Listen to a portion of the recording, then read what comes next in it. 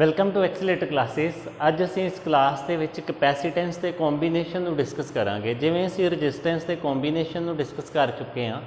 ਅਸੀਂ ਰੈਜ਼ਿਸਟੈਂਸ ਦੇ ਕੰਬੀਨੇਸ਼ਨ ਕਿਹੜੇ ਡਿਸਕਸ ਕੀਤੇ ਸੀ। ਇੱਕ ਵਾਰੀ ਰੈਜ਼ਿਸਟੈਂਸ ਨੂੰ ਸੀਰੀਜ਼ ਵਿੱਚ ਲਗਾਇਆ ਸੀ, ਇੱਕ ਵਾਰੀ ਰੈਜ਼ਿਸਟੈਂਸ ਨੂੰ ਪੈਰਲਲ ਵਿੱਚ ਲਗਾਇਆ ਸੀ, ਜਿਹੜਾ ਕਿ ਅਸੀਂ 10th ਕਲਾਸ ਦੇ ਵਿੱਚ ਕਰਕੇ ਆਏ ਹਾਂ।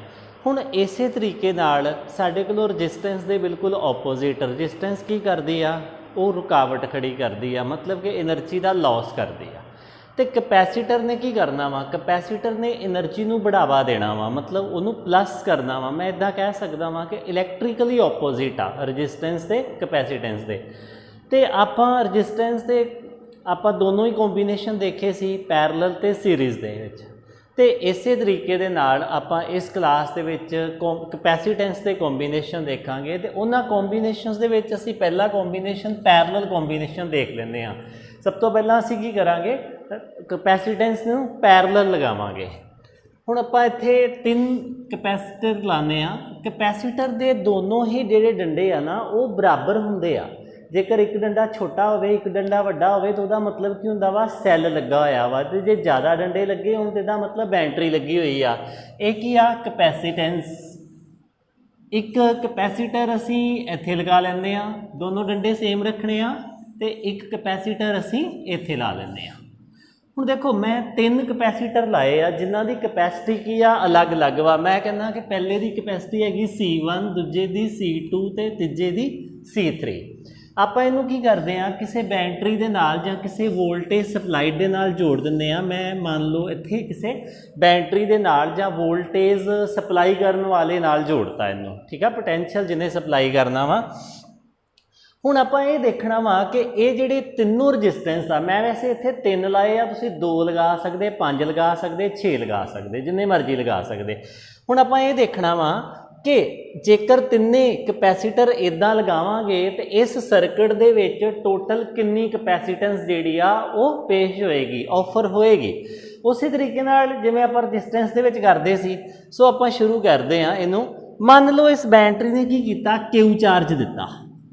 हुण क्यू चार्ज जा रहा है, तो इस जगह पर जाके क्यू चार्ज कोल की आ, 3 रस्ते आ। क्यू चार्ज किधर नूं जा सकदा, इधर नूं भी जा सकदा। मैं इधर नूं Q1 कह दिना, 2 नंबर वाले नूं Q2 कह दिना, ते 3 नंबर नूं Q3 कह दिना।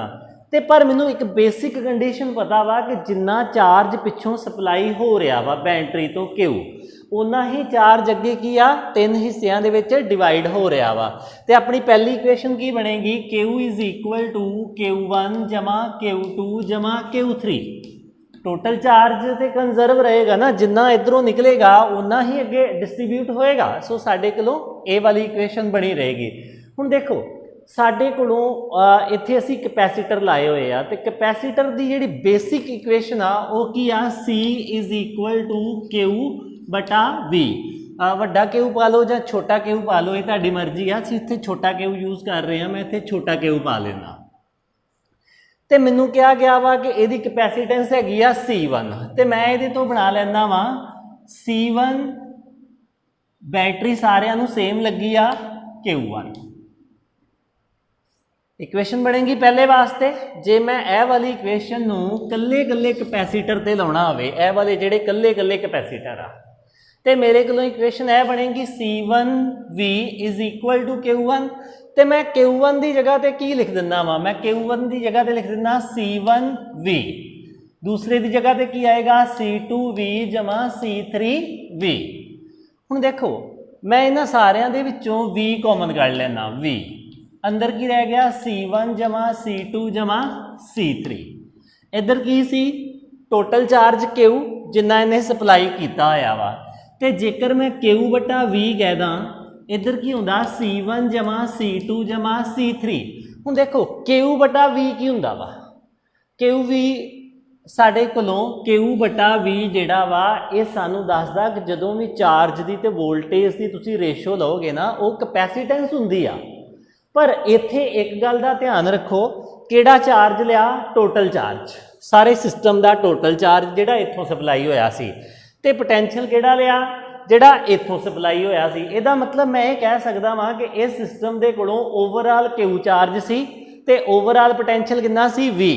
तो जे Q/V मेरे को आ गया तो मैं कह सकता कि ये कोलों ओवरऑल कैपेसिटेंस हैगी आ C, जिहड़ी कि जोड़ हैगी आ C1 जमा C2 जमा C3 दा। सो मेरे कोलों यह इक्वेशन बनी कि जदों आपां इन्हां कैपेसिटर्स नूं पैरलल लगाउंदे आ ते इह कैपेसिटेंस जिहड़ी आ अलजबरिक सम हो जाती आ। रजिस्टेंस दे विच की सी, अगर असी रजिस्टेंस लगाउंदे सी पैरलल तो साडे कोलों रिलेशन की बनदा सी पैरलल दा 1/R1 जमा 1/R2, जे प्लस 1/R3 भी लिख सकते हैं जे 3 वा ते इत्थे साडे कोलों पैरलल कॉम्बीनेशन की बनिया C1 जमा C2 जमा C3। वैसे भी एक गल दा याद रखना, जिहड़े रजिस्टेंस ते कैपेसिटर आ ना ये इलैक्ट्रिकली ऑपोजिट आ। जिहड़ा सीरीज़ दे विच रजिस्टेंस दे केस दे विच रिजल्ट आया सी ना वो कैपेसिटर दे केस च उल्टा होना वा। जिवें इत्थे देख ही लिया कि जिहड़ी रजिस्टेंस आ वो पैरलल हो के इदां दा रिलेशन दिंदी आ, ये सीरीज़ दे विच दिंदी आ, उल्टे चलणगे, ये गल याद रखना पेपर तक, ठीक आ।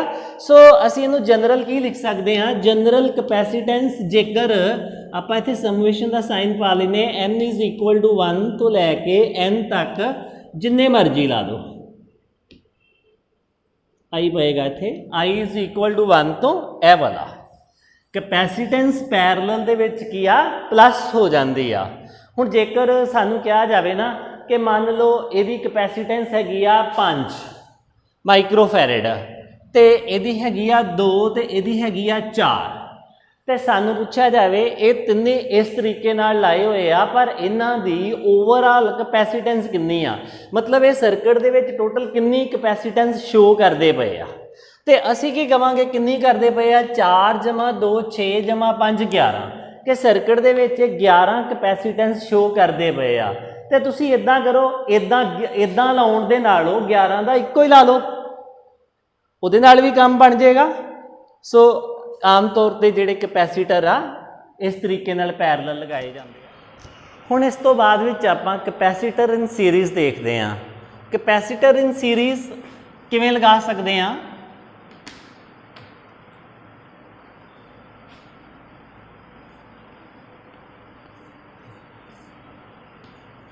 असी इस तरीके नाल कैपेसिटर्स नूं सीरीज़ दे विच लगाता।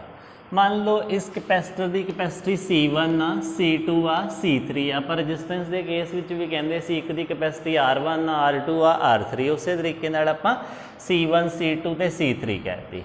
हुण देखो इस केस दे विच जदों इत्थों Q चार्ज जाएगा, मान लो इत्थों 1 सैकेंड दे विच Q चार्ज फ्लो कर रहा वा, तो वो Q चार्ज की आ सारिਆਂ ਨੂੰ ही मिलेगा। ਜਦੋਂ पहला इस पॉजिटिव प्लेट कोलों जाएगा ना तो पॉजिटिव प्लेट ते की आ पॉजिटिव प्लेट ते इकट्ठा होना शुरू हो जाएगा तो इत्ते पॉजिटिव चार्ज आ जाएगा। हुण इहदे ते पॉजिटिव चार्ज आउण दे नाल ये जिहड़ी नैगेटिव प्लेट वा जिहड़ी सपोर्टिंग प्लेट आ उहदे ते ऑटोमैटिकली इंडक्शन के जरिए नैगेटिव चार्ज आ जाना। तो जेकर इहदे ते नैगेटिव चार्ज आ गया तो इंडक्शन के जरिए इहदे ते पॉजिटिव चार्ज आ जाना, इन्हें अट्रैक्ट करना। इस तरीके नाल अगे ये चेन तुर पैनी आ इस तरीके नाल। पर इत्थे एक गल का ख्याल रखना, इत्थों Q चार्ज आ रहा ना, इत्थे भी इस प्लेट ते भी Q चार्ज ही रुकना, पॉजिटिव Q, इहदे ते नैगेटिव Q, इहदे ते भी की पॉजिटिव Q ते इहदे ते भी पॉजिटिव Q। पॉजिटिव Q क्यों? क्योंकि इस केस दे विच चार्ज Q ही निकल रहा। जदों पहली बारी चार्ज जिहदे कोलों आया स्टोर होना शुरू होया तो इन्हें सामने वाले नूं की कीता, सामने वाले नूं नैगेटिव Q करता। इस नैगेटिव Q करन दे नाल मतलब जेकर ये नैगेटिव Q हो गया तो इहदे ते की हो जाना, सामने वाले ते पॉजिटिव Q हो जाना। इंडक्शन के जरिए इन्हें सामने वाले पॉजिटिव चार्ज अपने वाल खिंच लैने आ। उस तरीके नाल इहदे करके इहदे ते नैगेटिव हो जाना तो इत्थे पॉजिटिव नैगेटिव हो जाना। हुण देखो इत्थे इदां नहीं आ, आपां रजिस्टेंस के केस दे विच कहंदे सी कि Q चार्ज तुरिया तो उही Q चार्ज जिहड़ा वा सारे ही रजिस्टेंस नूं मिलिया। उत्थे रजिस्टेंस चार्ज नूं स्टोर नहीं सी करदे, इत्थे प्रोसैस हो रहा। जिवें देखो आपां कहंदे सी कि सीरीज़ दे विच लगाईआं रजिस्टेंस ते जिन्ना बैटरी ने इत्थों चार्ज तोरिया उही चार्ज हर वेले अगे मिलता पिया वा। मतलब ਉਹੀ ਚਾਰਜ ਦੀ ਗਿਣਤੀ ਜਿਹੜੀ ਆ ਉਹ ਉਦਾਂ ਹੀ ਮਿਲਦੀ ਪਈ ਆ। ਕੀ ਘਟਦਾ ਪਿਆ ਵਾ? ਪੋਟੈਂਸ਼ੀਅਲ ਘਟਦਾ ਪਿਆ, ਚਾਰਜ ਦੀ એનર્ਜੀ ਘਟਦੀ ਪਈ ਆ। ਇੱਥੇ ਇਦਾਂ ਨਹੀਂ ਆ, ਇੱਥੇ ਕੀ ਆ, ਇੱਥੇ ਚਾਰਜ ਨੂੰ ਸਟੋਰ ਕਰਨ ਵਾਲੇ ਡਿਵਾਈਸ ਲੱਗੇ ਹੋਏ ਆ। ਕੈਪੈਸਿਟਰ ਕੀ ਕਰਦਾ? ਚਾਰਜ ਨੂੰ ਸਟੋਰ ਕਰ ਲੈਂਦਾ ਵਾ। ਜੇ ਆਪਾਂ ਇਸ ਤਰੀਕੇ ਨਾਲ ਸੋਚਾਂਗੇ ਨਾ ਕਿ ਚਾਰਜ ਇੱਥੋਂ ਤੁਰਿਆ ਤੇ ਇੱਥੋਂ ਉਹੀ ਓਨਾ ਹੀ ਚਾਰਜ ਗਿਣਤੀ ਦੇ ਵਿੱਚ ਇੱਥੇ ਪਹੁੰਚਿਆ ਤੇ ਓਨਾ ਹੀ ਗਿਣਤੀ 'ਚ ਇੱਥੇ ਪਹੁੰਚਿਆ, ਤੇ ਇੱਥੇ ਸਾਡਾ ਤਰਕ ਇਹ ਆ ਕਿ ਇੱਥੇ ਚਾਰਜ ਨੂੰ ਸਟੋਰ ਕਰਨ ਵਾਲੀ ਕੋਈ ਵੀ ਚੀਜ਼ ਨਹੀਂ ਲੱਗੀ ਹੋਈ। ਇਹ ਚੀਜ਼ ਕਿਹੜੀ ਆ? ਜਿਹੜੀ ਚਾਰਜ ਦੀ એનર્ਜੀ ਨੂੰ ਘਟਾਉਂਦੀ ਆ। ਪਰ ਇੱਥੇ ਕੀ ਆ? ਇੱਥੇ ਚਾਰਜ ਨੇ ਸਟੋਰ ਹੋ ਜਾਣਾ ਵਾ। ਹੁਣ ਜਦੋਂ ਇਹਨੇ ਪੋਜ਼ਿਟਿਵ ਚਾਰਜ ਤੋਰਿਆ ਤੇ ਜਿਹੜੀ ਸਾਹਮਣੇ ਵਾਲੀ ਪੋਜ਼ਿਟਿਵ ਪਲੇਟ ਆ ਉਹਦੇ ਤੇ ਚਾਰਜ ਸਟੋਰ ਹੋਣਾ ਸ਼ੁਰੂ ਹੋ ਜਾਣਾ। ਬੈਟਰੀ ਨੇ ਵਰਕ ਕਰਕੇ ਉੱਤੇ ਚਾਰਜ ਨੂੰ ਸਟੋਰ ਕਰ ਦੇਣਾ। ਹੁਣ ਜਦੋਂ ਉਹਦੇ ਤੇ ਕਿਊ ਚਾਰਜ ਸਟੋਰ ਹੋ ਗਿਆ ਨਾ, ਬੈਟਰੀ ਦਾ ਸਾਰਾ ਹੀ ਚਾਰਜ ਪਹਿਲੀ ਪਲੇਟ ਤੇ ਸਟੋਰ ਹੋ ਗਿਆ, ਤੇ ਆ ਜਿਹੜੀ ਨੈਗੇਟਿਵ ਪਲੇਟ ਵਾ ਇਹਦੇ ਤੇ ਨੈਗੇਟਿਵ ਕਿਊ ਚਾਰਜ ਸਟੋਰ ਹੋ ਜਾਣਾ। ਨੈਗੇਟਿਵ ਕਿਊ ਕਿਉਂ? ਕਿਉਂਕਿ ਇੰਡਕਸ਼ਨ ਦੇ ਜ਼ਰੀਏ ਕੀ ਕਰਨਾ ਵਾ, ਉਹਨੇ ਇਹਦੇ ਇਲੈਕਟ੍ਰੋਨ ਖਿੱਚ ਲੈਣੇ ਆ। ਆਪਾਂ ਪਹਿਲਾਂ ਹੀ ਪੜ੍ਹਿਆ ਹੋਇਆ ਕੈਪੈਸਿਟਰ ਦੇ ਕੇਸ ਵਿੱਚ ਆਪਾਂ ਕੀ ਕਰਦੇ ਸੀ। ਕੈਪੈਸਿਟਰ ਦੇ ਕੇਸ 'ਚ ਜਦੋਂ ਆਪਾਂ ਪਲੇਟਸ ਲਈਆਂ ਸੀ, ਇੱਧਰੋਂ ਪੋਜ਼ਿਟਿਵ ਚਾਰਜ ਦੇਵਾਂਗੇ ਇਸ ਪਲੇਟ ਨੂੰ, ਤੇ ਇੱਧਰ ਨੈਗੇਟਿਵ ਚਾਰਜ ਆ ਜਾਂਦਾ, ਤੇ ਇੱਧਰ ਜਿਹੜਾ ਪੋਜ਼ਿਟਿਵ ਆਉਂਦਾ ਸੀ ਅਸੀਂ ਉਹਨੂੰ ਗਰਾਊਂਡ ਕਰਕੇ ਬਾਹਰ ਕੱਢ ਲੈਂਦੇ ਸੀ, ਤੇ ਸਾਡੇ ਕੋਲੋਂ ਅਲਟੀਮੇਟਲੀ ਕੀ ਰਹਿ ਜਾਂਦਾ ਸੀ? ਇੱਕ ਪੋਜ਼ਿਟਿਵ ਪਲੇਟ ਤੇ ਇੱਕ ਨੈਗੇਟਿਵ ਪਲੇਟ, ਦੋਨਾਂ ਦੀ ਬਰਾਬਰ ਲੈਂਥ। ਹੁਣ ਦੇਖੋ ਜਿੰਨਾ ਪੋਜ਼ਿਟਿਵ ਇੱਥੇ ਹੁੰਦਾ ਓਨਾ ਹੀ ਨੈਗੇਟਿਵ ਇੱਥੇ ਹੁੰਦਾ। ਹੁਣ ਜੇ ਓਨਾ ਹੀ ਨੈਗੇਟਿਵ ਇੱਥੇ ਹੋਏਗਾ ਨਾ, ਤੇ ਇਹਨੇ ਇੰਡਕਸ਼ਨ ਦੇ ਜ਼ਰੀਏ ਪੋਜ਼ਿਟਿਵ ਚਾਰਜ ਇੱਥੇ ਖੜਾ ਕਰ ਦੇਣਾ। ਹੁਣ ਜੇ ਇੱਥੇ ਪੋਜ਼ਿਟਿਵ ਚਾਰਜ ਖੜਾ ਹੋ ਗਿਆ ਤੇ ਇਹਦੇ ਤੇ ਵੀ ਚਾਰਜ ਖੜਾ ਹੋ ਜਾਣਾ। ਸੋ ਮੇਰੇ ਕਹਿਣ ਦਾ ਮਤਲਬ ਆ ਕਿ ਇੱਥੇ ਥੋੜਾ ਜਿਹਾ ਰੈਜ਼ਿਸਟੈਂਸ ਦੇ ਕੇਸ ਦੇ ਨਾਲੋਂ ਵੱਖਰਾ ਵਾ। ਇੱਥੇ ਚਾਰਜ ਨੂੰ ਸਟੋਰ ਕਰਨ ਵਾਲੇ ਡਿਵਾਈਸ ਲੱਗੇ ਹੋਏ ਆ। ਲਗਾਤਾਰ ਪਿੱਛੋਂ ਚਾਰਜ ਬੈਟਰੀ ਦੇ ਰਹੀ ਆ, ਕਿਊ ਚਾਰਜ ਦੇ ਰਹੀ ਆ। ਪਹਿਲੇ ਦੀ ਕੈਪੈਸਿਟੀ ਖਤਮ ਹੋ ਗਈ, ਦੂਜੇ ਕੋ ਚਲਾ ਗਿਆ, ਤੀਜੇ ਕੋ ਚਲਾ ਗਿਆ। ਇਸ ਤਰੀਕੇ ਨਾਲ ਇਹ ਚੱਲਦਾ ਜਾ ਰਿਹਾ ਵਾ। ਹੁਣ ਦੇਖੋ ਆਪਾਂ ਇਹਨੂੰ ਸੋਲਵ ਕਰਨਾ ਵਾ।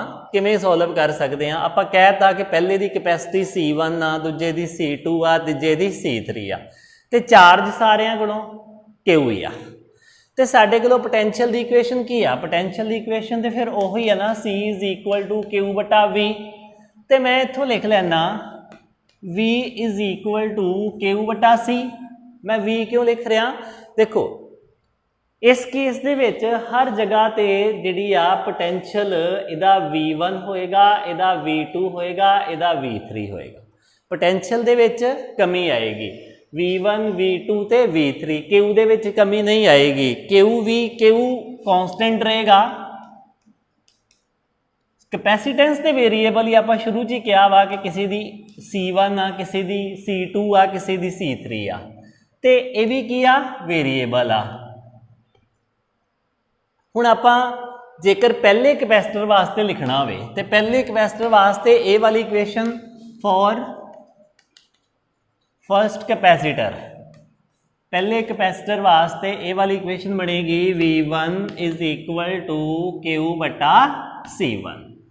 तो ए सिमिलर दूसरे ते तीसरे वास्ते V2 Q/C2, V3 Q/C3। ए वाली इक्वेशन बनेगी साढ़े कोलों। V ਦਾ ਵੇਰੀਏਬਲ ਹੋਣਾ ਲਾਜ਼ਮੀ ਆ। ਦੇਖੋ V ਜੇ ਤੁਹਾਡੇ ਮਨ 'ਚ ਆ ਰਿਹਾ ਨਾ ਕਿ ਬੈਟਰੀ ਇੱਕੋ ਲੱਗੀ ਹੋਈ ਆ, V ਵੇਰੀਏਬਲ ਕਿਉਂ ਆ? V ਦੇ ਵੇਰੀਏਬਲ ਤਾਂ ਵੀ ਹੋ ਜਾਣੀ ਨਾ ਕਿਉਂਕਿ ਸਾਰਿਆਂ ਦੀ C1 C2 C3 ਵੱਖਰੀ ਵੱਖਰੀ ਆ। ਜੇਕਰ ਮੈਂ ਕਹਾਂ ਕਿ Q ਕੌਨਸਟੈਂਟ ਆ ਤੇ ਸਾਰਿਆਂ ਦਾ ਇਹਦਾ C1 ਵਾ, C1 ਭਰੂੰਗਾ ਤੇ V ਦੀ ਵੈਲਿਊ ਬਦਲਣੀ ਆ। ਇਹਦੀ ਕੈਪੈਸਿਟੀ C2 ਆ, ਉਸ ਹਿਸਾਬ ਨਾਲ V2 ਬਣਨੀ ਆ। ਇਹਦੀ ਕੈਪੈਸਿਟੀ C3 ਆ, ਉਸ ਹਿਸਾਬ ਨਾਲ V3 ਬਣਨੀ ਆ। मतलब इस केस दे विच साडे कोलों V1 V2 ते V3 का कॉन्सैप्ट रहना ही रहना वा। ते उस हिसाब नाल मेरे कोलों तिन्ना कैपेसिटर्स दी ए वाली इक्वेशनस बन गईयां।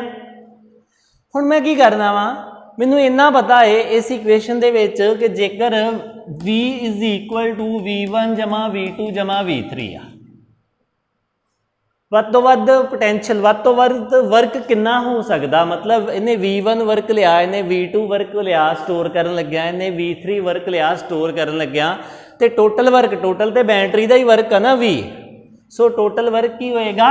V1 ਹੀ ਹੋਏਗਾ। ਹੁਣ ਆਪਾਂ ਕੀ ਕਰਦੇ ਆ, ਇਹਨਾਂ ਦੀਆਂ ਵੈਲਿਊਜ਼ ਭਰ ਦਿੰਦੇ ਆ। V ਐਜ਼ ਇਟ ਇਜ਼ ਲਿਖਦੇ ਆ। V1 ਦੀ ਜਗ੍ਹਾ ਤੇ Q बटा C1, अगे Q बटा C2, Q बटा C3। मैं 3 सीरीज़ दे विच लए आ, तुसीं ज़्यादा भी लै सकदे सी, अजे आपां सिर्फ 3 ही लए आ।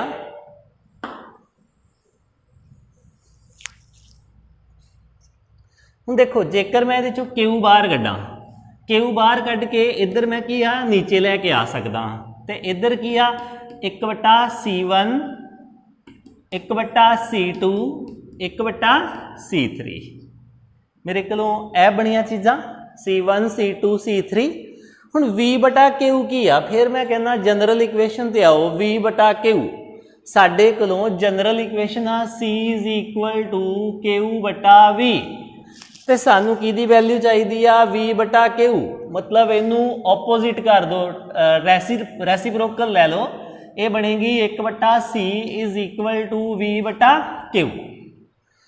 हुण V की आ total voltage supplied to all the capacitor, सारियां दी सांझी, ते Q की आ जिहड़ा टोटल चार्ज Q बैटरी ने तोरिया सी, तो आपां इनू की लिख सकते हैं V बटा Q नू आपां लिख दिंदे आ कि V बटा Q तो सारे सिस्टम की सांझी होगी ना, तो जे सारे सिस्टम की सांझी होगी तो फिर सीरीज़ दे विच आ 1/CS is equal to C1 जमा 1/C2 जमा 1/C3। हुण असी देखिया कि सीरीज़ दे विच ये इस तरह रिलेशन दे विच ऐड हुंदियां ने, जबकि रजिस्टेंस के केस दे विच उल्टा ऐड हुंदियां सी। वैसे भी ये गल समझ लेना ना कि कैपेसिटेंस ते रजिस्टेंस ये की आ, ये तो एक दूजे के ओपोजिट यूनिट आ ना, सो इलैक्ट्रिकली ओपोजिट आ। सो असी देखिया कि जदों सीरीज़ दे विच लगाइए तो सानू इस तरीके नाल इफैक्टिव कैपेसिटेंस कढ़नी पएगी, तो जेकर असी इन्हां कैपेसिटर्स नू पैरलल लगावांगे तो फिर सानू जिहड़ी आ वो दूसरे तरीके नाल C1 जमा C2 जमा C3 नाल कढ़नी पएगी। हुण तक असी सीरीज़ ते पैरलल दा कॉम्बीनेशन देख लिया कि कैपेसिटर नू सीरीज़ जोड़ते हैं तो उहदा की रिजल्ट मिलता है, तो असी पैरलल जोड़ते हैं तो की रिजल्ट मिलता है।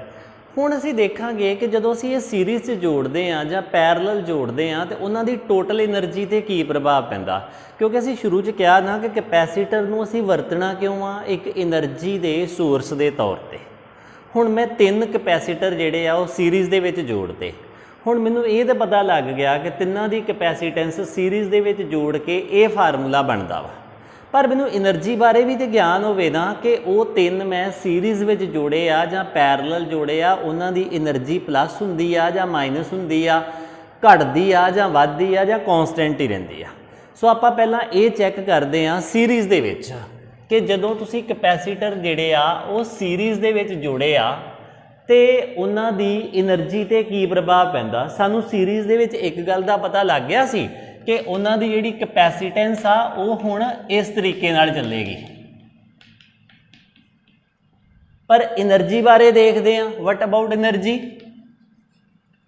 कि ये 3 कैपेसिटर रल के सर्किट दे विच कैपेसिटेंस ते इस फार्मूले नाल दिंदे आ, एनर्जी किस फार्मूले दे नाल दिंदे आ।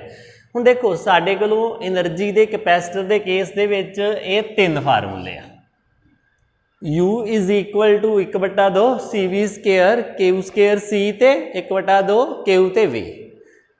जदों आपां गल करदे हां सीरीज़ दे विच, ते सीरीज़ दे विच साडे कोलों की चेंज हुंदा वा, V चेंज हुंदी आ। आपां की करदे हां, इहदे विच भी V आउंदा वा, इनू भी नहीं लैना, ते इहदे च भी V आउंदा, इनू भी नहीं लैना। आपां एनर्जी दा फार्मूला ए लैना वा, क्योंकि जदों सीरीज़ च लाया हुंदा ना उदों Q कॉन्सटेंट हुंदा वा, बाकी C जिहड़ा वा तो C1 C2 C3 तो चलेगा ही चलेगा। आपां सीरीज़ दे विच एनर्जी कड्ढण लई यह वाला फार्मूला यूज़ कर रहे हैं, लिखांगे we know energy of capacitor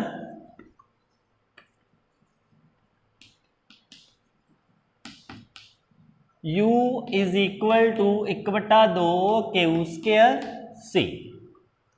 तो जे सीरीज़ वास्ते बनाना हो फार्मूला फॉर सीरीज़, यो ही फार्मूला सीरीज़ वास्ते बनाना हो, मैं लिखांगा US 1/2 Q ते कोई फर्क नहीं पएगा CS, ਇਹ वाला फार्मूला बनेगा सीरीज़ दे लई। ते सी एस की की वैल्यू हुंदी आ सानू उपर पता कि सी एस की वैल्यू जे 3 कैपेसिटर लगे आ तो यह हुंदी आ, जे 2 लगे आ तो सिर्फ यह 2 ही लै लो, जे 4 लगे आ तो 4 की वैल्यू सैट कर लो। सो साडे कोलों यू एस इस फार्मूले नूं ध्यान च रखते हुए 1/2 क्यू स्केयर सी एस की वैल्यू लिख लैंदे आ। सी एस की वैल्यू आएगी साडे कोलों 1/C1 जमा 1/C2 जमा 1/C3 जेकर आप 3 ही ले आ। यह पहली टर्म नूं अंदर मल्टीप्लाई कर दो तो मल्टीप्लाई करने नाल की आया 1/2 Q square C1 1/2 Q square C2 1/2 Q square C3। यह वाला फार्मूला बनया। ये की आ 1/2 क्यू स्केयर C1 ये की आ एनर्जी ऑफ द कैपेसिटर 1, क्योंकि कैपेसिटर की एनर्जी का तो फार्मूला ही इहो आ। जे मैं पहले की कढ़नी हो मैं इत्थे C1 लिख देना, C1 लिखता। जेकर मैं दूसरे की कढ़नी तो इत्थे C2 लिख देना, मतलब कैपेसिटी चेंज कर रहा ना, लगे सीरीज़ चा, इस करके क्यू ने चेंज ही नहीं होना। सो मैं इनू लिख लिया वा कि एक ही बनया मेरे कोलों U1, पहला की बनया U1 जमा U2 जमा U3 तो टोटल एनर्जी सीरीज़ च US, मतलब साडे कोलों फार्मूला की बनया सीरीज़ दे विच कैपेसिटेंस बेशक इस तरीके दे नाल चेंज हुंदी आ, पर एनर्जी की आ सिर्फ प्लस हुंदी आ, एनर्जी सिंपली प्लस हो जाती आ। ते एनर्जी नूं कढ़ना किद्दां हुंदा कैपेसिटर दी एनर्जी नूं इन्हां फार्मूलिਆਂ दे नाल। तुहानूं कोई भी न्यूमैरिकल दे विच आंदा वा कि सीरीज़ दे विच कैपेसिटर लगे आ, उन्हां दी इफैक्टिव कैपेसिटेंस किद्दां वा, उन्हां दी इफैक्टिव कैपेसिटेंस किद्दां वा इस फार्मूले दे नाल, ते उन्हां दी नैट एनर्जी किद्दां वा इस फार्मूले दे नाल। हुण देखो जेकर मैं इहो चीज़ जिहड़ी आ वो पैरलल कॉम्बीनेशन दे विच करदा, मैं कहना कि हुण दूजे नंबर ते मैं पैरलल कॉम्बीनेशन लैना, पैरलल कि मेरे जिहड़े रजिस्टर आ कैपेसिटर आ वो पैरलल लगे आ, ते पैरलल जे लगे आ ते फार्मूला की आ C1 जमा C2 जमा C3 दा 3 आपां लैके। हुण इहदे विच पैरलल कॉम्बीनेशन दे विच साडे कोलों की चेंज सी, पैरलल कॉम्बीनेशन च याद करो साडे कोलों की चेंज सी। असी जदों पैरलल लगाए सी इदां ते इत्थों Q चार्ज आया सी, ते इत्थे Q1 चार्ज, इत्थे Q2 चार्ज ते इत्थे Q3 चार्ज आपां क्या सी अगे कैपेसिटर ला के। इहदा मतलब इत्थे कौन चेंज आ, इत्थे Q चेंज आ।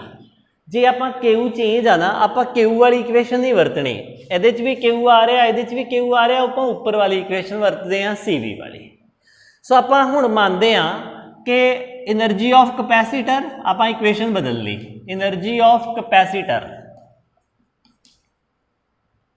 किहड़ी इक्वेशन वरतन लगे आ 1/2 CV स्क्वायर। मैं दसता मैं क्यों वरतन दिया वां, क्योंकि ये Q जो आप सीरीज़ दे विच लाउने आ पैरलल लगाउने आ उदों Q चेंज हो जाता वा, तो जे Q चेंज हो जाता तो फिर यह वालियां इक्वेशनां वरतांगा तो ज़्यादा लम्मा चौड़ा मैथेमैटिकल बनेगा, क्योंकि दो वेरीएबल बनणगे इहदे विच, एक C1 वेरीएबल बनेगा एक Q वेरीएबल बनेगा, वो लम्मा चौड़ा काम हो जाएगा। मैं ये नहीं कहता सॉल्व नहीं होएगा, इन्हां दोनों इक्वेशनस तो सॉल्व जरूर होएगा, मैथेमैटिकल वर्क लम्मा हो जाएगा। हुण देखो ये energy stored in the capacitor आपां यह वाला फार्मूला वरत्या 1/2 CV स्क्वायर। तो जे मैं कहां कि फॉर पैरलल इस फार्मूले नूं पैरलल बनाउणा तो UP लिख दिंदे आ आपां, एनर्जी नूं आम तौर पर U ना लिखते हैं, पोटैंशियल एनर्जी नूं भी U ना लिखते हैं, इलैक्ट्रोस्टैटिक पोटैंशियल एनर्जी नूं भी U ना ही लिखते हैं, U पैरलल ही लिख लो 1/2 CP V स्क्वायर, वोल्टेज तो पैरलल च कॉन्सटेंट आ। सो यह आया CP की जगह तो मैं की लिखदा C1 C2 C3, जेकर मैं 3 कैपेसिटर लाए आ UP 1/2 C1 जमा C2 जमा C3 ते V स्क्वायर। हुण इनू मैं खोलांगा ये की बनना 1/2 C1 V square 1/2 C2 V square जमा 1/2 C3 V स्क्वायर। ये वाले मेरे को बने, ये की दी एनर्जी आ, ये पहले दी एनर्जी आ U1 जमा U2 जमा U3 ते UP। हुण देखो दोनों च एक गल कॉमन आ ਚਾਹੇ ਤੁਸੀਂ ਪੈਰਲਲ ਲਗਾਓ ਤੇ ਚਾਹੇ ਤੁਸੀਂ ਸੀਰੀਜ਼ 'ਚ ਲਗਾਓ, એનર્ਜੀ ਕੀ ਆ ਇੱਕੋ ਤਰੀਕੇ ਨਾਲ ਪਲੱਸ ਹੁੰਦੀ ਆ। ਜੇਕਰ ਤੁਸੀਂ ਕਪੈਸੀਟਰ ਦੀ એનર્ਜੀ ਨੂੰ ਯੂਜ਼ ਕਰਨਾ ਚਾਹੁੰਦੇ ਜੋ ਤੇ ਤੁਸੀਂ ਭਾਵੇਂ ਉਹਨੂੰ ਸੀਰੀਜ਼ 'ਚ ਲਗਾ ਦਿਓ ਭਾਵੇਂ ਉਹਨੂੰ ਪੈਰਲਲ ਲਗਾ ਦਿਓ, એનર્ਜੀ ਕੀ ਆ ਸਿੰਪਲੀ ਸਮ ਹੋਣੀ ਆ।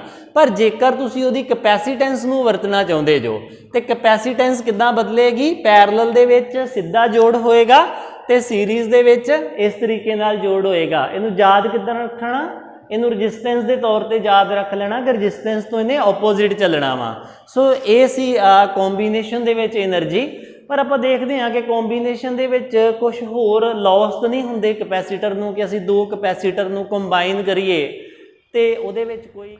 ਹੁਣ ਅਸੀਂ ਕਾਮਨ ਪੋਟੈਂਸ਼ੀਅਲ ਦੇ ਬਾਰੇ ਗੱਲ ਕਰਾਂਗੇ ਕਿ ਜਦੋਂ ਦੋ ਕਪੈਸੀਟਰ ਨੂੰ ਆਪਸ ਦੇ ਵਿੱਚ ਜੋੜਦੇ ਹਾਂ ਤੇ ਇਹ ਜੋੜਨ ਵਾਲੇ ਦੋਨੋਂ ਕਪੈਸੀਟਰ ਜਿਹੜੇ ਆ ਉਹ ਵੱਖਰੀ ਵੱਖਰੀ ਕਪੈਸੀਟੈਂਸ ਦੇ ਆ। ਹੁਣ ਜਦੋਂ ਦੋ ਵੱਖਰੀ ਵੱਖਰੀ ਕਪੈਸੀਟੈਂਸ ਵਾਲੇ ਕਪੈਸੀਟਰਸ ਨੂੰ ਅਸੀਂ ਜੋੜਾਂਗੇ ਤੇ ਉਦੋਂ ਕੀ ਹੋਏਗਾ। ਮੰਨ ਲਓ ਸਾਡੇ ਕੋਲੋਂ ਕੀ ਆ, ਇੱਕ ਕਪੈਸੀਟਰ A ਆ ਜਾਂ ਕੰਡਕਟਰ ਵਾ ਜਾਂ ਕਪੈਸੀਟਰ ਆ, ਇੱਕ ਕਪੈਸੀਟਰ A ਆ B ਤੇ ਅਸੀਂ ਹੈਡਿੰਗ ਦੇ ਦਿੰਦੇ ਇਹਨੂੰ ਕਾਮਨ ਪੋਟੈਂਸ਼ੀਅਲ।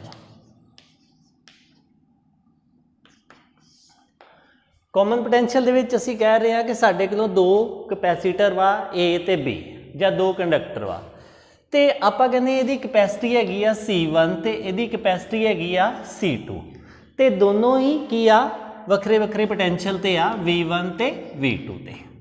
ਸੋ ਸਾਡੇ ਕੋਲੋਂ ਦੋ ਕਪੈਸੀਟਰ C1 C2 ਜਿਹੜੇ ਆ ਉਹ ਦਿੱਤੇ ਹੋਏ ਆ। ਹੁਣ ਦੇਖੋ ਸਾਨੂੰ ਪਤਾ ਵਾ ਕਿ ਰੂਲ ਕੀ ਕਹਿੰਦਾ, ਰੂਲ ਇਹ ਗੱਲ ਕਹਿੰਦਾ ਵਾ ਕਿ ਜਿਹਦਾ ਪੋਟੈਂਸ਼ੀਅਲ ਜ਼ਿਆਦਾ ਹੋਏਗਾ ਨਾ ਉਹਦੇ ਤੋਂ ਚਾਰਜ ਨੇ ਲੋ ਪੋਟੈਂਸ਼ੀਅਲ ਵੱਲ ਮੂਵ ਕਰਨਾ ਵਾ। ਮਤਲਬ ਚਾਰਜ ਨੇ ਕਿੱਧਰ ਨੂੰ ਮੂਵ ਕਰਨਾ ਵਾ, charge always move high potential to low potential.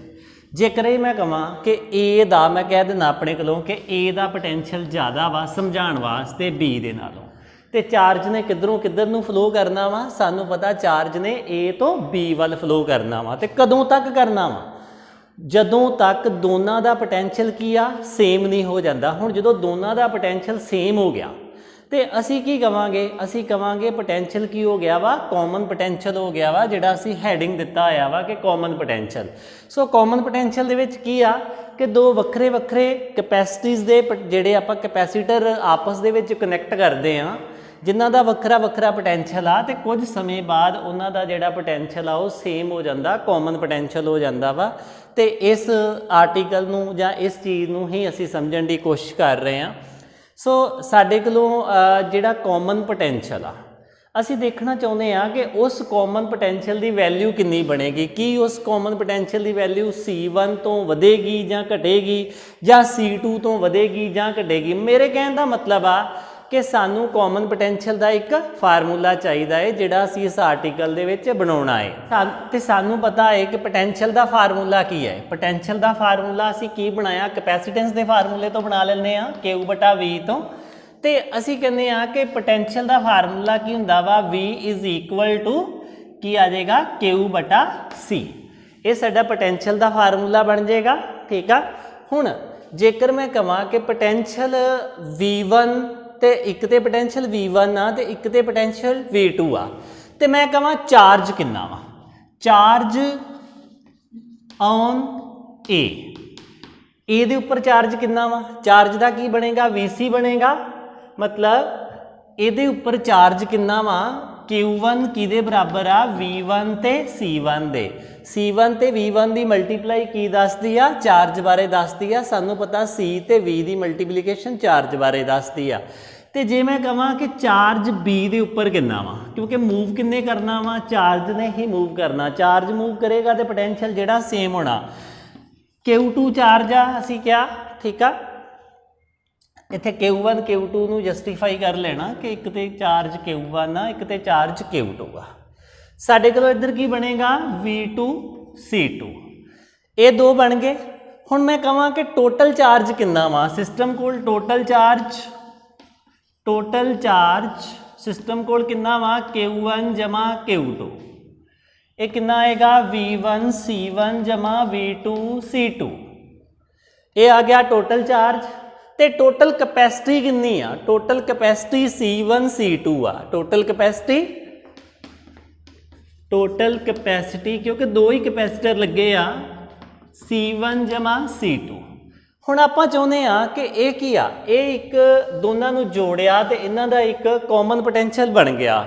ਆਪਾਂ ਇਹਨੂੰ ਕਾਮਨ ਪੋਟੈਂਸ਼ੀਅਲ ਬਣ ਗਿਆ ਤੇ C1 C2। ਹੁਣ ਉਹ ਜਿਹੜੀ ਕਾਮਨ ਪੋਟੈਂਸ਼ੀਅਲ ਬਣ ਗਿਆ ਉਹਦੀ ਇਕੁਏਸ਼ਨ ਕੀ ਬਣੇਗੀ? ਸਾਡੇ ਕੋਲ ਪੋਟੈਂਸ਼ੀਅਲ ਦੀ ਇਕੁਏਸ਼ਨ ਕੀ ਆ? ਫॉर ਪੂਰੇ ਸਿਸਟਮ ਦੀ ਗੱਲ ਕਰਨ ਲੱਗਾ ਹੁਣ ਮੈਂ। ਪੂਰੇ ਸਿਸਟਮ ਵਾਸਤੇ ਫॉर ਹੋਲ ਸਿਸਟਮ ਵਾਸਤੇ V ਕਾਮਨ ਹੋ ਗਿਆ। टोटल चार्ज अपॉन नीचे किया total charge upon total capacity ऊपर charge total charge total capacity total charge असी कढ़िया कितना आया V1 C1 जमा V2 C2 ते कैपेसिटी कितनी आई आ C1 जमा C2। हुण ये की आ, ये जिहड़ी इक्वेशन आई आ V2 C2 ये की आ कॉमन पोटेंशियल आ। इन्ना कॉमन पोटेंशियल होएगा ਅਸੀਂ ਜਦੋਂ ਵੀ ਦੋ ਕਪੈਸੀਟਰ ਨੂੰ ਆਪਸ ਦੇ ਵਿੱਚ ਜੋੜਾਂਗੇ ਤੇ ਉਹਨਾਂ ਦਾ ਕਾਮਨ ਪੋਟੈਂਸ਼ੀਅਲ ਕੀ ਹੋਏਗਾ, ਇਸ ਇਕੁਏਸ਼ਨ ਦੇ ਮੁਤਾਬਕ ਅਸੀਂ ਸੋਲਵ ਕਰਾਂਗੇ। ਤੇ ਹੁਣ ਆਪਾਂ ਇੱਕ ਇਹਦੇ 'ਚ ਐਗਜ਼ਾਮਪਲ ਦੇਖਦੇ ਹਾਂ। ਮੰਨ ਲਓ ਇੱਥੇ ਕੋਈ ਸੈਂਟਰ ਦੇ ਵਿੱਚ ਪੁਆਇੰਟ ਆ P ਪੁਆਇੰਟ ਆ ਤੇ ਸਾਨੂੰ ਪੁੱਛਿਆ ਜਾਵੇ ਕਿ ਇਸ ਜਗ੍ਹਾ ਦਾ ਪੋਟੈਂਸ਼ੀਅਲ ਕਿੰਨਾ ਵਾ, ਇਸ ਜਗ੍ਹਾ ਦਾ ਕਿੰਨਾ ਪੋਟੈਂਸ਼ੀਅਲ ਹੋਏਗਾ।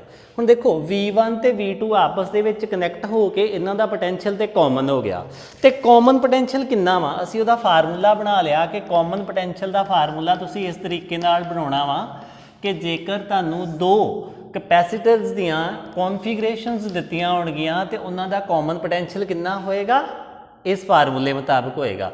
ਹੁਣ ਮੰਨ ਲਓ ਇਸ ਜਗ੍ਹਾ ਤੇ ਕਿੰਨਾ ਪੋਟੈਂਸ਼ੀਅਲ ਹੋਏਗਾ, ਇਹ ਆਪਸ ਦੇ ਵਿੱਚ ਜੁੜ ਗਏ ਤੇ ਜੁੜਨ ਤੋਂ ਬਾਅਦ 'ਚ ਦੋਨਾਂ ਦਾ ਪੋਟੈਂਸ਼ੀਅਲ ਕੀ ਆ, ਕਾਮਨ ਹੋ ਗਿਆ।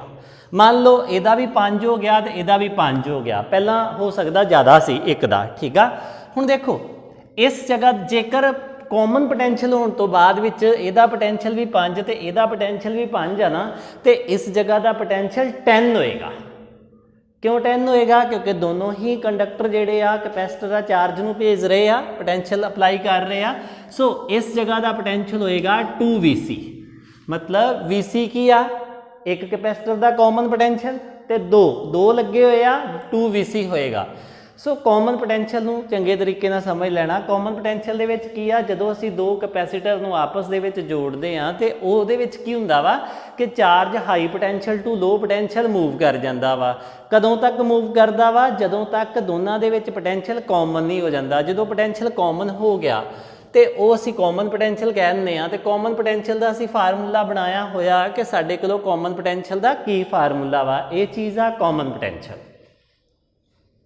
मान लो साडे कोलों एक न्यूमेरिकल आ जिहदे विच सानूं दो कैपेसिटर दिते हुए आ ते एक कैपेसिटर की जिहड़ी कॉन्फिगरेशन आ वो की आ 5 माइक्रोफैरड ते 10 वोल्ट। 5 माइक्रोफैरड की आ उहदी कैपेसिटी आ ते 10 वोल्ट की आ उहदा पोटेंशियल आ। ते दूसरे की जिहड़ी कॉन्फिगरेशन की आ 10 माइक्रोफैरड ते 5 वोल्ट। बाद विच असीं इन्हां दोनों कैपेसिटर्स नूं की कीता वा, जोड़ दिता वा। जोड़ के सानूं पता कर लई कहा गया वा कि पोटेंशियल किन्ना वा। पर असी सिर्फ कॉमन पोटेंशियल ही नहीं कढ़ांगे, इस न्यूमेरिकल चों कुछ सीखण की कोशिश भी करांगे। हुण जिवें साडे कोलों एक ए कैपेसिटर आ ते एक ए कैपेसिटर आ, असी कहने आ कि इहदी कैपेसिटी C1 किन्नी है, इहनूं C1 नाम दे दिंदे आ 5 माइक्रोफैरड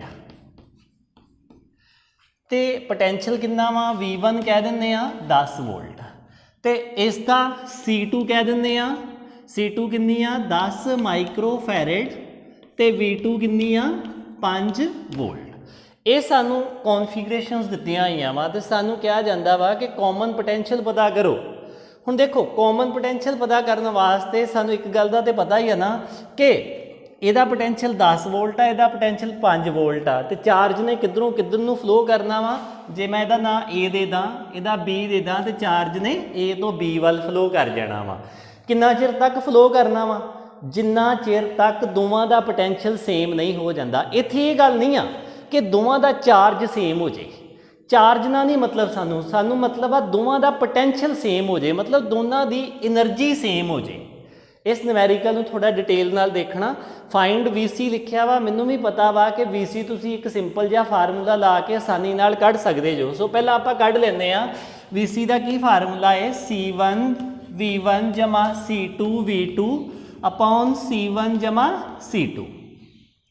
ਹੁਣ ਕੀ ਬਣੇਗਾ ਇਹ C1 ਇਹ ਵੀ ਮਾਈਕਰੋ ਫੈਰਡ ਆ, ਫੈਰਡ ਦੇ ਵਿੱਚ ਬਦਲ ਸਕਦੇ ਜੋ, ਪਰ ਇੱਥੇ ਜ਼ਰੂਰਤ ਨਹੀਂ ਐ SI ਯੂਨਿਟ ਦੀ, ਅਸੀਂ ਮਾਈਕਰੋ ਫੈਰਡ ਦੇ ਵਿੱਚ ਹੀ ਲਿਖਾਂਗੇ। ਤੇ ਸਾਡੇ ਕੋਲੋਂ ਕੀ ਆਇਆ ਇਹ ਮਲਟੀਪਲਾਈ ਕੀਤਾ C1 V1 ਨੂੰ, ਸਾਡੇ ਕੋਲੋਂ ਆਇਆ 50 ਤੇ ਉਹ ਵੀ 50 ਆਇਆ। C1 C2 कितना आया C1 C2 15 100/15 100/15 ਤੁਸੀਂ ਕਰਕੇ ਦੇਖੋਗੇ ਕਿੰਨਾ ਆਏਗਾ 100/15 ਅਪਰੋਕਸੀਮੇਟਲੀ 6.67 6.67 ਕੀ ਆ ਕਾਮਨ ਪੋਟੈਂਸ਼ੀਅਲ ਆ ਤੇ ਵੋਲਟ ਆ। ਕਾਮਨ ਪੋਟੈਂਸ਼ੀਅਲ ਕਿੰਨਾ ਆਇਆ ਸਾਡੇ ਕੋਲੋਂ 6.67। ਹੁਣ ਦੇਖੋ ਸਮਝਣ ਦੀ ਕੋਸ਼ਿਸ਼ ਕਰੋ, ਜਦੋਂ ਇਹਨਾਂ ਦੋਨਾਂ ਕਪੈਸੀਟਰਸ ਨੂੰ ਜੋੜਿਆ ਸੀ ਇਹਦਾ ਪੋਟੈਂਸ਼ੀਅਲ ਕਿੰਨਾ ਸੀ 10, ਇਹਦਾ ਪੋਟੈਂਸ਼ੀਅਲ ਕਿੰਨਾ ਸੀ 5 ਤੇ ਜੁੜਨ ਤੋਂ ਬਾਅਦ ਵਿੱਚ ਇਹਨਾਂ ਦੋਨਾਂ ਦਾ ਪੋਟੈਂਸ਼ੀਅਲ ਕਿੰਨਾ ਹੋ ਗਿਆ ਵਾ 6.67 ਹੋ ਗਿਆ ਵਾ। ਇਦਾਂ ਨਹੀਂ ਹੋਇਆ ਕਿ 10 ਤੇ 5 ਨੂੰ ਤੁਸੀਂ ਜੋੜ ਕੇ ਤੇ ਬਟਾ 2 ਕਰ ਦਿਓ ਵੀ ਅੱਧਾ ਅੱਧਾ ਕਰ ਲਿਆ, ਇਦਾਂ ਦਾ ਕੁਝ ਨਹੀਂ ਹੋਇਆ। 10 ਤੇ 15 ਕੀ ਹੋਣਾ ਸੀ 10 ਤੇ 5 15 ਤੇ 15 ਦਾ ਅੱਧ ਕੀ ਹੋਣਾ ਸੀ 7.5 ਤੇ ਤੁਸੀਂ ਸੋਚਣਾ ਸੀ ਕਾਮਨ ਪੋਟੈਂਸ਼ੀਅਲ 7.5 ਹੋਏਗਾ। ਨਹੀਂ, ਇਦਾਂ ਨਹੀਂ ਹੋਏਗਾ। ਕਾਮਨ ਪੋਟੈਂਸ਼ੀਅਲ ਇਸ ਫਾਰਮੂਲੇ ਦੇ ਮੁਤਾਬਕ ਹੀ ਹੋਏਗਾ। ਹੁਣ ਇਹ ਕੀ ਆ ਸਾਡਾ ਕਾਮਨ ਪੋਟੈਂਸ਼ੀਅਲ ਆ। ਤੇ ਜੇਕਰ ਮੈਂ ਪੁੱਛਾਂ ਕਿ ਪਹਿਲਾਂ A ਦੇ ਕੋਲੋਂ ਕਿੰਨਾ ਚਾਰਜ ਸੀ, ਜੇ ਮੈਂ ਪੁੱਛਾਂ ਕਿ ਬਾਅਦ ਵਿੱਚ ਕਿਹਦੇ ਕੋਲੋਂ ਕਿੰਨਾ ਚਾਰਜ ਰਹਿ ਗਿਆ ਤੇ ਪਹਿਲਾਂ ਕਿਹਦੇ ਕੋਲੋਂ ਕਿੰਨਾ ਚਾਰਜ ਸੀ, ਜੇ ਆਪਾਂ ਗੱਲ ਕਰੀਏ ਕਿ A ਕੋਲੋਂ, ਇਹਨੂੰ ਕਨੈਕਟ ਕਰਨ ਤੋਂ ਪਹਿਲਾਂ ਬਿਫੋਰ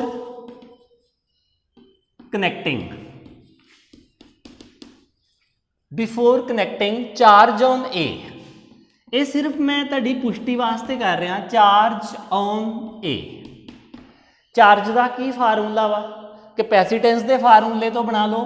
ਕੈਪੈਸੀਟੈਂਸ ਦਾ ਫਾਰਮੂਲਾ C = Q/V ਤੇ ਚਾਰਜ ਦਾ ਫਾਰਮੂਲਾ ਕੀ ਬਣਨਾ C × V।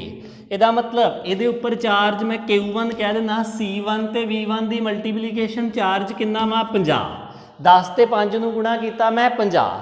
ਤੇ ਇਸੇ ਤਰੀਕੇ ਨਾਲ B ਦੇ ਉੱਪਰ ਚਾਰਜ ਬਿਫੋਰ ਕਨੈਕਟਿੰਗ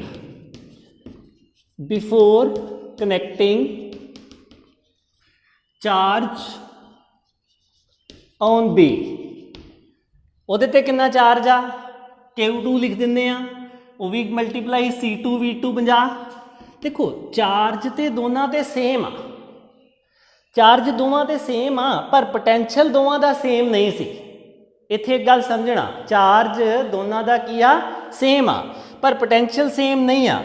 ਚਾਰਜ ਪਹਿਲਾਂ ਵੀ ਉਨਾ ਸੀ, ਜੇ ਮੈਂ ਕਨੈਕਟ ਕਰਦਾ ਨਾ ਤੇ ਚਾਰਜ ਤਾਂ ਵੀ ਉਨਾ ਹੀ ਰਹਿਣਾ। ਹੁਣ ਮੈਂ ਜੇ ਕਹਾਂ ਤੁਹਾਨੂੰ ਕਿ ਕਨੈਕਟ ਕਰਨ ਤੋਂ ਬਾਅਦ ਵਿੱਚ A ਤੇ ਕਿੰਨਾ ਚਾਰਜ ਆ ਤੇ ਕਨੈਕਟ ਕਰਨ ਤੋਂ ਬਾਅਦ ਵਿੱਚ B ਤੇ ਕਿੰਨਾ ਚਾਰਜ ਆ, ਆਪਾਂ ਇਹ ਵੀ ਬਣਾ ਲੈਂਦੇ ਆ ਕਿ A ਤੇ B ਤੇ ਕਨੈਕਟ ਕਰਨ ਤੋਂ ਬਾਅਦ ਚ ਕਿੰਨਾ ਚਾਰਜ ਆ ਆਫਟਰ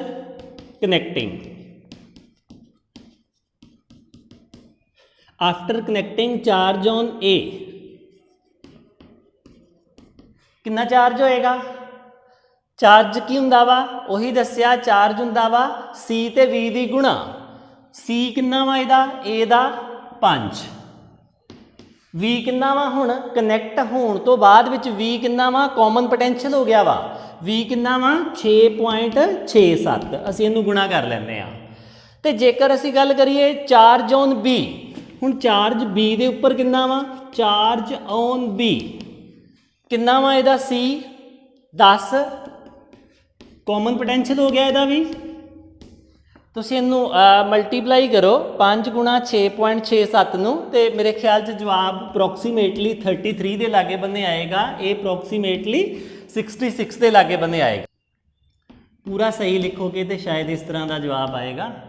ਹੁਣ ਦੇਖੋ ਪਹਿਲਾਂ ਬੋਡੀ ਕੋਲੋਂ ਕਿੰਨਾ ਚਾਰਜ ਸੀ ਜਦੋਂ ਇਹ ਕਨੈਕਟ ਨਹੀਂ ਸੀ, 50 + 50 100 ਚਾਰਜ ਸੀ।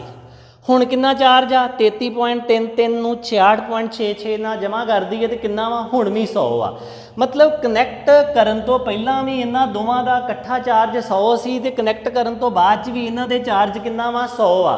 ਤੇ ਇਹਨੂੰ ਕੀ ਕਹਿੰਦੇ ਆ, ਇਹਨੂੰ ਕਹਿੰਦੇ ਆ law of conservation of charge, ਕਿ ਚਾਰਜ ਜਿਹੜਾ ਵਾ ਕੰਜ਼ਰਵ ਆ।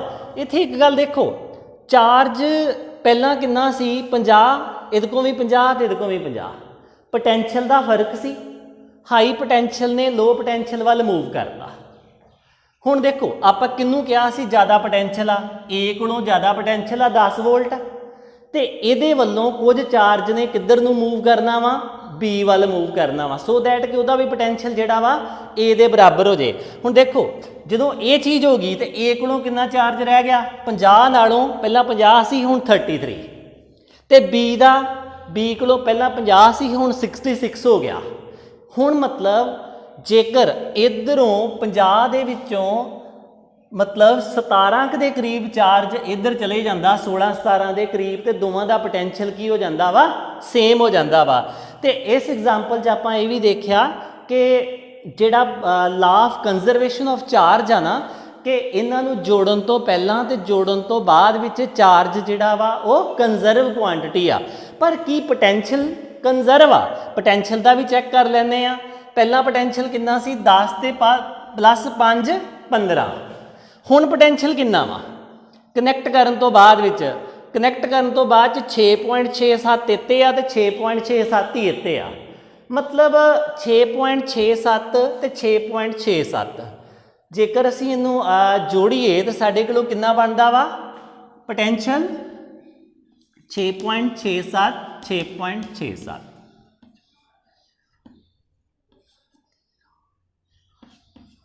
13.34। ਪਹਿਲਾਂ ਕਿੰਨਾ ਪੋਟੈਂਸ਼ੀਅਲ ਸੀ, 10 + 15। ਇਹਦਾ ਮਤਲਬ ਪੋਟੈਂਸ਼ੀਅਲ ਕੰਜ਼ਰਵ ਨਹੀਂ ਰਿਹਾ। ਪਹਿਲਾ ਪੋਟੈਂਸ਼ੀਅਲ ਸਿਸਟਮ ਕੋਲ 15 ਸੀ ਤੇ ਬਾਅਦ ਵਿੱਚ ਪੋਟੈਂਸ਼ੀਅਲ ਕਿੰਨਾ ਰਹਿ ਗਿਆ, 13.34। ਹੁਣ ਮਸਲਾ ਇਹ ਆ ਵੀ ਇਹ ਪੋਟੈਂਸ਼ੀਅਲ ਕਿਉਂ ਘਟ ਗਿਆ, ਪੋਟੈਂਸ਼ੀਅਲ ਕਿਉਂ ਨਹੀਂ ਕੰਜ਼ਰਵ ਰਿਹਾ। ਹੁਣ ਉਹਦੇ ਵਾਸਤੇ ਸਾਨੂੰ ਕੀ ਕਰਨਾ ਪਊਗਾ, ਪੋਟੈਂਸ਼ੀਅਲ ਦੀ ਡੈਫੀਨੇਸ਼ਨ ਤੇ ਜਾਣਾ ਪੈਣਾ। ਪੋਟੈਂਸ਼ੀਅਲ ਦੀ ਡੈਫੀਨੇਸ਼ਨ ਕੀ ਆ, ਵਰਕ ਕਿਹਦੇ ਤੇ, ਚਾਰਜ ਦੇ ਉੱਪਰ ਵਰਕ ਆ।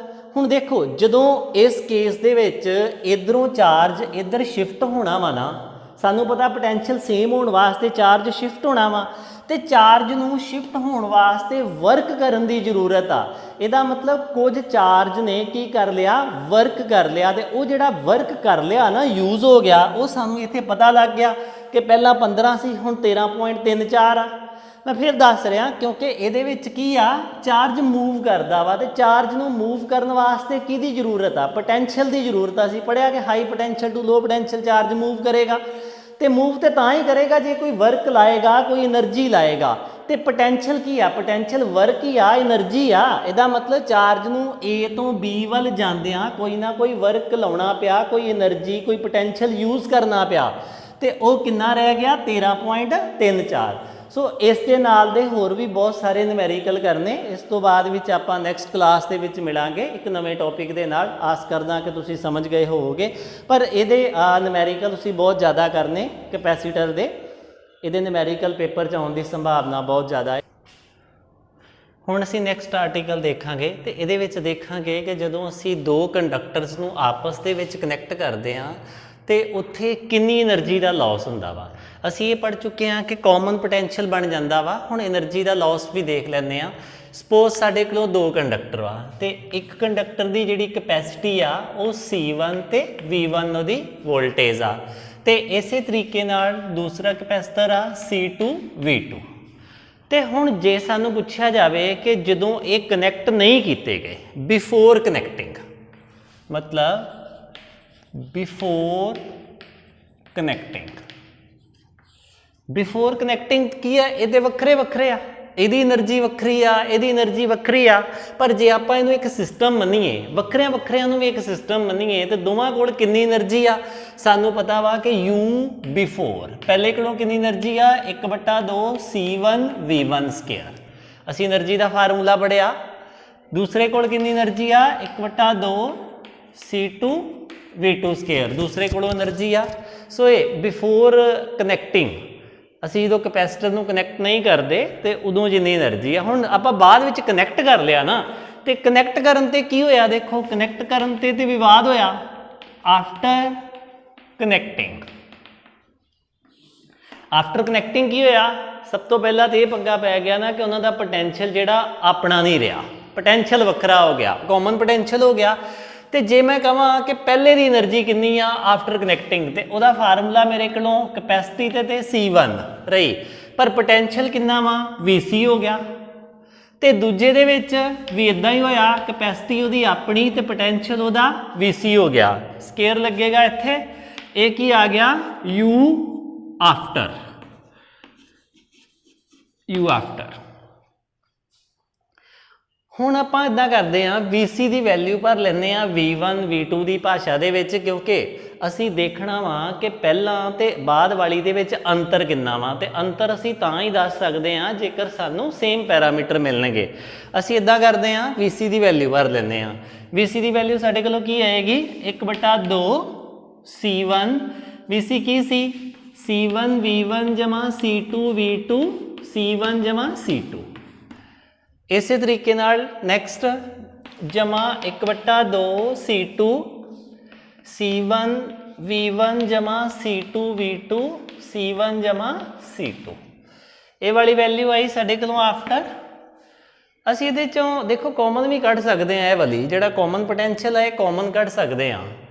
ਤੇ ਜੇਕਰ ਅਸੀਂ ਕਾਮਨ ਪੋਟੈਂਸ਼ੀਅਲ ਨੂੰ ਕਾਮਨ ਕੱਢਾਂਗੇ ਤਾਂ ਸਾਡੇ ਕੋਲੋਂ ਕੀ ਬਣੇਗਾ, ਜਾਂ ਫਿਰ ਮੈਂ ਉੱਦਾਂ ਕਹਾਂ ਕਿ ਇਹਨੂੰ ਜਿੱਦਾਂ ਮਰਜ਼ੀ ਸਿੰਪਲੀਫਾਈ ਕਰ ਲਓ ਤੁਸੀਂ, ਬੇਸ਼ੱਕ ਇਹਨੂੰ ਅੰਦਰ ਮਲਟੀਪਲਾਈ ਕਰਕੇ, ਇਹਨੂੰ ਅੰਦਰ ਮਲਟੀਪਲਾਈ ਕਰਕੇ, ਕਿਸੇ ਤਰੀਕੇ ਦੇ ਨਾਲ ਵੀ ਤੁਸੀਂ ਇਹਨੂੰ ਸਿੰਪਲੀਫਾਈ ਕਰ ਦਿਓ। ਤੇ ਜਦੋਂ ਤੁਸੀਂ ਇਹਨੂੰ ਸਿੰਪਲੀਫਾਈ ਕਰੋਗੇ ਤਾਂ ਰਿਜ਼ਲਟ ਆਏਗਾ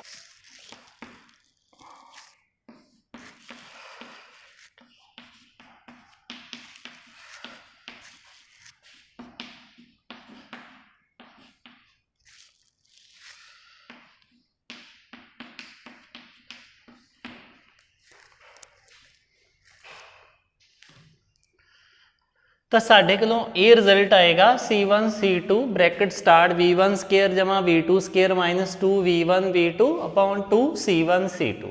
ਤੁਸੀਂ ਇਹਨੂੰ ਕਿਸੇ ਵੀ ਤਰੀਕੇ ਨਾਲ ਸਿੰਪਲੀਫਾਈ ਕਰ ਲਓ, ਸਾਡੇ ਕੋਲੋਂ ਇਹ ਰਿਜ਼ਲਟ ਆ ਰਿਹਾ ਵਾ U ਆਫਟਰ। ਹੁਣ ਦੇਖੋ ਆਪਾਂ ਨੂੰ ਇਹ ਪਤਾ ਹੋਣਾ ਚਾਹੀਦਾ, ਲੱਗਣਾ ਚਾਹੀਦਾ ਵਾ ਕਿ ਕੀ U ਬਿਫੋਰ ਵੱਡਾ ਵਾ ਕਿ U ਆਫਟਰ ਵੱਡਾ ਵਾ। ਇਹ ਚੀਜ਼ ਦਾ ਫਰਕ ਦੇਖੋ, ਲੱਭਣ ਦੀ ਕੋਸ਼ਿਸ਼ ਕਰੋ ਕਿ U ਬਿਫੋਰ ਵੱਡਾ ਹੈ ਜਾਂ U ਆਫਟਰ ਵੱਡਾ ਹੈ। ਦੋਨਾਂ ਇਕੁਏਸ਼ਨਸ ਨੂੰ ਕੰਪੇਅਰ ਕਰਨ ਤੇ ਤੁਹਾਨੂੰ ਆਸਾਨੀ ਨਾਲ ਪਤਾ ਲੱਗ ਜਾਏਗਾ ਕਿ ਕੌਣ ਵੱਡਾ ਹੈ। ਤੇ ਜੇਕਰ ਅਸੀਂ U before minus U after ਕਰਾਂਗੇ ਤਾਂ ਸਾਨੂੰ ਪਤਾ ਹੈ એનર્ਜੀ ਦਾ ਲਾਸ ਹੁੰਦਾ ਹੈ U before minus U after, ਤੇ ਸਾਡੇ ਕੋਲੋਂ ਕੀ ਰਿਜ਼ਲਟ ਆਏਗਾ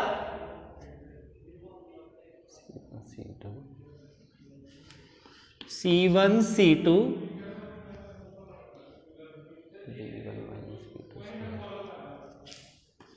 V1 minus V2 square 2 C1 जमा C2। रिलेशन आएगा साढ़े को C1 C2 V1 minus V2 का स्केयर 2 C1 C2 का रिलेशन आएगा। इन्हें एक बार चैक कर लेना किते कोई गलती ना हो ये देखण तो लग रहा है कि ये एक पॉजिटिव क्वांटिटी आ जिहड़ी साडे कोलों यह रिजल्ट आया, एक पॉजिटिव क्वांटिटी आ। इनू आपां इदां भी लिख सकते हैं, देखो 1/2 C1 C2 C1 जमा C2, मैं C1 वालियां वक्रियां लिख लियां ते V1 माइनस V2 का स्केयर। ये आया ना साडे कोलों डिफरेंस, ਜਿਹੜਾ ਸਾਡੇ ਕੋਲੋਂ ਇਹ ਡਿਫਰੈਂਸ ਆਇਆ ਨਾ, ਇਹਨੂੰ ਧਿਆਨ ਨਾਲ ਦੇਖੋ। ਇਹ ਕੀ ਆਇਆ ਵਾ, ਮੈਂ ਇੱਥੇ ਲਿਖ ਦਿੰਦਾ ਡਿਫਰੈਂਸ ਜਿਹੜਾ ਵਾ U ਡੈਲਟਾ ਲਿਖ ਦਿੰਦਾ ਡਿਫਰੈਂਸ 1/2। ਇਹ ਤੇ ਆਣਾ ਹੀ ਆਣਾ ਸੀ ਕਿਉਂਕਿ ਜਨਰਲ ਫਾਰਮੂਲਾ ਕੀ ਆ એનર્ਜੀ ਦਾ, general formula U is equal to 1/2 CV square ਹੈ ਨਾ। ਤੇ 2 ਨੰਬਰ ਤੇ ਸਾਡੇ ਕੋਲੋਂ ਆਇਆ C1 C2 C1 C2 C1 ਜਮਾ C2। ਹੁਣ ਦੇਖੋ ਇਹਨੂੰ ਸਾਰੇ ਨੂੰ ਇਕੱਲੇ ਨੂੰ ਸੋਲਵ ਕਰਾਂਗੇ, ਉੱਪਰ ਕੀ ਆ 2 ਕੈਪੈਸਿਟਰ ਦੀ ਗੁਣਾ, ਨੀਚੇ ਕੀ ਆ ਜੋੜ ਆ, ਤੇ ਜਿਹੜੀ ਰਕਮ ਵਿੱਚੋਂ ਨਿਕਲ ਕੇ ਆਏਗੀ ਉਹ ਕੀ ਆ, ਉਹ ਕੈਪੈਸਿਟੈਂਸ ਹੀ ਹੋਏਗੀ। ਇਹ ਮਤਲਬ ਇਹ ਕੀ ਆ, ਇਹ ਕੈਪੈਸਿਟੈਂਸ ਹੀ ਆ। ਮੈਂ ਇੱਥੇ ਵੱਖਰਾ ਲਿਖ ਲੈਣਾ 1/2, ਇਹ ਵਾਲੀ ਚੀਜ਼ ਕੀ ਆ ਕੈਪੈਸਿਟੈਂਸ। ਹੁਣ ਅੱਗੇ ਕੀ ਆ V1 ਮਾਈਨਸ V2 ਦਾ ਸਕੇਅਰ, V1 माइनस V2 का स्केयर, मतलब पोटेंशियल जो पोटेंशियल घटावांगे तो उसका स्केयर करांगे तो पोटेंशियल ही आएगा इनटू पोटेंशियल का स्केयर। तो साडा फार्मूला भी इहो ही है एनर्जी का 1/2 कैपेसिटेंस इंटू पोटेंशियल का स्केयर। मेरे कहने का मतलब जिहड़ा डिफरेंस आया ना दोनों एनर्जीज का, असी देखा कि पहला एनर्जी ज़्यादा सी जदों ये कनैक्ट नहीं सी कीते, पर ਜਦੋਂ ਇਹਨੂੰ ਕਨੈਕਟ ਕੀਤਾ ਨਾ ਉਦੋਂ એનર્ਜੀ ਦਾ ਲਾਸ ਹੁੰਦਾ ਵਾ। ਲਾਸ ਕਿਉਂ ਹੁੰਦਾ ਵਾ? ਕਿਉਂਕਿ ਚਾਰਜ ਇੱਕ ਜਗ੍ਹਾ ਤੋਂ ਦੂਜੀ ਜਗ੍ਹਾ ਤੇ ਮੂਵ ਕਰਦਾ ਵਾ, ਕਿਉਂਕਿ ਪੋਟੈਂਸ਼ੀਅਲ ਕਾਮਨ ਕਰਨਾ ਹੁੰਦਾ ਵਾ। ਉਹ ਜਦੋਂ ਚਾਰਜ ਇੱਕ ਜਗ੍ਹਾ ਤੋਂ ਦੂਜੀ ਜਗ੍ਹਾ ਤੇ ਮੂਵ ਕਰਦਾ ਤੇ એનર્ਜੀ ਦਾ ਲਾਸ ਹੁੰਦਾ। ਆਪਾਂ ਆਫਟਰ એનર્ਜੀ ਕੈਲਕੂਲੇਟ ਕੀਤੀ, ਬਾਅਦ ਵਿੱਚ ਆਪਾਂ ਡਿਫਰੈਂਸ ਵੀ ਕੈਲਕੂਲੇਟ ਕੀਤਾ। ਡਿਫਰੈਂਸ ਦੇ ਵਿੱਚ ਸਾਡੇ ਕੋਲੋਂ ਇਹ ਰਿਜ਼ਲਟ ਆਇਆ ਤੇ ਅਸੀਂ ਇਸ ਰਿਜ਼ਲਟ ਨੂੰ ਜਨਰਲ ਰਿਜ਼ਲਟ ਦੇ ਨਾਲ ਬਣਾਉਣ ਦੀ ਕੋਸ਼ਿਸ਼ ਕੀਤੀ ਆ, ਇਹ ਵਾਲੇ, ਕਿ ਇਹ ਜਿਹੜਾ ਰਿਜ਼ਲਟ ਵਾ ਨਾ ਜਨਰਲ ਰਿਜ਼ਲਟ ਇਦਾਂ ਦਾ ਹੁੰਦਾ ਵਾ। ਮਤਲਬ ਕੈਪੈਸਿਟਰ ਦੇ ਕੇਸ 'ਚ એનર્ਜੀ ਇਦਾਂ ਦੀ ਹੁੰਦੀ ਆ, ਇਹ ਵੀ ਇਦਾਂ ਦੀ ਆ। ਆ ਜਿਹੜੀ ਰਕਮ ਆ ਇਹ ਪੂਰੀ ਕੈਪੈਸਿਟੈਂਸ ਆ। ਇਹਨੂੰ ਸੋਲਵ ਕਰੋਗੇ ਤੇ ਯੂਨਿਟ ਕੈਪੈਸਿਟੈਂਸ ਦਾ ਹੀ ਆਉਣਾ, ਇਹਨੂੰ ਸੋਲਵ ਕਰੋਗੇ ਤੇ ਯੂਨਿਟ ਕੀ ਆਉਣਾ? ਪੋਟੈਂਸ਼ੀਅਲ ਸਕੇਅਰ ਦਾ ਹੀ ਆਉਣਾ। ਮਤਲਬ ਜਿਹੜੀ ਚੇਂਜ ਆ ਰਹੀ ਆ ਉਹ ਵੀ ਬਿਲਕੁਲ ਬੇਸਿਕ ਫਾਰਮੂਲੇ ਦੇ ਮੁਤਾਬਕ ਆ ਰਹੀ ਆ। ਸੋ ਇਹ ਸੀ ਸਾਡੇ ਜਿਹੜੇ ਆ ਕਾਮਨ ਪੋਟੈਂਸ਼ੀਅਲ ਦੇ ਆਰਟੀਕਲ, ਕਿ ਜਦੋਂ ਕੈਪੈਸੀਟਰ ਨੂੰ ਅਸੀਂ ਕਾਮਨ ਕਰਦੇ ਹਾਂ ਤੇ ਉੱਥੇ ਕਿੰਨੀ એનર્ਜੀ ਲਾਸ ਹੁੰਦੀ ਆ। ਹੁਣ ਦੇਖੋ ਇਹਦੇ ਵਿੱਚੋਂ ਵੀ ਕੋਈ ਨਾ ਕੋਈ ਨਿਊਮੈਰੀਕਲ ਆ ਸਕਦਾ, ਜਿਵੇਂ ਮੈਂ ਅੱਗੇ ਇੱਕ ਐਗਜ਼ਾਮਪਲ ਦੇ ਵਿੱਚ ਨਿਊਮੈਰੀਕਲ ਕੀਤਾ ਵਾ, ਨਿਊਮੈਰੀਕਲ ਇਹਦੇ 'ਚ ਵੀ ਆ ਸਕਦਾ ਵਾ।